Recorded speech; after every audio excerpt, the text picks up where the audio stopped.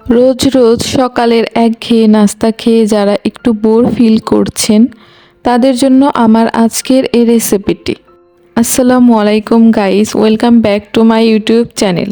আমি আজকে একটি ডিম আর পাউরুটি দিয়ে সবচেয়ে সহজ আর ভীষণ মজার একটি স্যান্ডউইচ রেসিপি আপনাদের সাথে শেয়ার করব।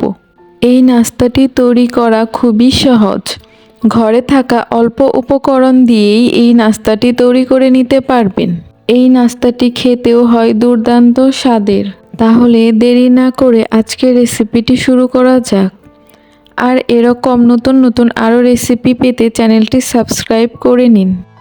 এবার একটি বাটিতে আমি কিছু পেঁয়াজ কুচি দিয়ে দিব, এরপর কিছু মরিচ কুচি দিয়ে দিব, এবার 1 কাপ পরিমাণ টমেটো কুচি দিয়ে দিব, এবার দিয়ে দিব কিছু ধনেপাতা কুচি,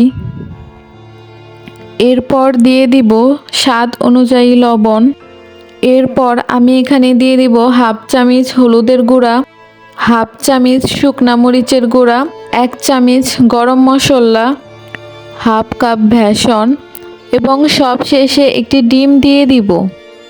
এবার আমি এই সবগুলো জিনিসকে একটি হ্যান্ড উইস্কের সাহায্যে ভালোভাবে মিশিয়ে নিব। হ্যান্ড উইস্ক না থাকলে আপনারা এখানে একটি চামচও ইউজ করতে পারেন। এই মিশ্রণটি একটু সময় নিয়ে সবগুলো জিনিস ভালোভাবে মিশিয়ে নিয়ে একটি সাইডে রেখে দিব। এবার চুলায় একটি প্যান বসিয়ে তার মধ্যে সামান্য কিছু তেল দিয়ে দিলাম। তেলটা গরম হলে এখানে আমি 2 পিস করে মোট 4 পিস ব্রেড ভেজে নিব। ব্রেড ভাজার সময় চুলার আঁচটা অবশ্যই একদম লোতে রাখতে হবে। চুলার আঁচ বাড়িয়ে দিলে ব্রেডটা পুড়ে যাবে। আমার ব্রেড ভাজা হয়ে গিয়েছে। এবার আমি এই 2 পিস ব্রেড এক সাইডে নামিয়ে রেখে আরও 2 পিস ব্রেড একইভাবে ভেজে নিব। এবার ভেজে রাখা ব্রেডগুলোর উপর সেই মিশ্রণটি একটু ভরাট করে দিয়ে দিতে হবে। এবার আরেকটি ব্রেড বসিয়ে এর উপরও ওই মিশ্রণটি হালকা করে ব্রেডের উপর ছড়িয়ে দিব।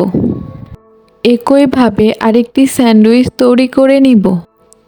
এবার চুলায় একটি প্যান বসিয়ে এখানে পর্যাপ্ত পরিমাণ তেল দিয়ে দিব। তেলটা গরম হওয়ার পর ব্রেডগুলো খুবই সাবধানে তেলের মধ্যে দিয়ে দিতে হবে। এখানে চুলার আঁচ আমি লোতেই রেখেছি। চুলার আঁচ বাড়িয়ে দিলে ব্রেডটা পুড়ে যাবে। ব্রেডের এক পাশ হয়ে গেলে খুবই সাবধানে অপর পাশটি উল্টিয়ে দিতে হবে। এই পর্যায়ে দেখা যাচ্ছে দারুণ একটি কালার চলে এসেছে। আমার ব্রেডগুলো ভাজা হয়ে গিয়েছে। এখন আমি ব্রেডটাকে নামিয়ে একটি সাইডে রেখে দিব। একইভাবে আমি আরেকটি ব্রেড ভেজে নিয়েছি। এবার এর উপর কিছুটা টমেটো সস দিয়ে দিব। দেখতেই পাচ্ছেন আমার সসের বোতলটা শেষ হয়ে গিয়েছিল, এজন্য আমি একটু ঝাঁকিয়ে দিচ্ছিলাম। যাই হোক, এবার একটি চামচের সাহায্যে সসগুলো ব্রেডের উপর ছড়িয়ে দিলাম। এবার আমি একটি চাকু দিয়ে ব্রেডের কোনা বরাবর এটাকে ত্রিভুজ আকৃতিতে কেটে নিব। আপনারা চাইলে এটাকে বিভিন্ন শেপেও কাটতে পারেন, কিন্তু আমার কাছে ব্রেডগুলোকে এভাবে কাটতেই ভালো লাগে। দেখতেই পাচ্ছেন কত সুন্দরভাবে আমার স্যান্ডউইচটি তৈরি হয়ে গেল। এটা রেডি করতে খুব বেশি সময় লাগে না।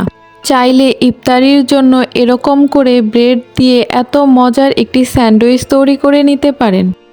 সাথে কিছু সালাদ আর ফল কেটে নিলেও কিন্তু ঝটপট একটি ইফতার তৈরি হয়ে যাবে।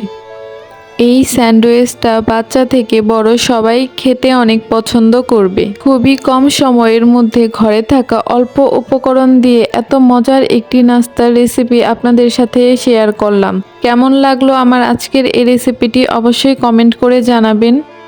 আজকের মতো এখানেই বিদায় নিচ্ছি। সবাই ভালো থাকবেন, সুস্থ থাকবেন আর এরকম আরও নতুন নতুন রেসিপি পেতে চ্যানেলটিকে সাবস্ক্রাইব করে পাশেই থাকবেন।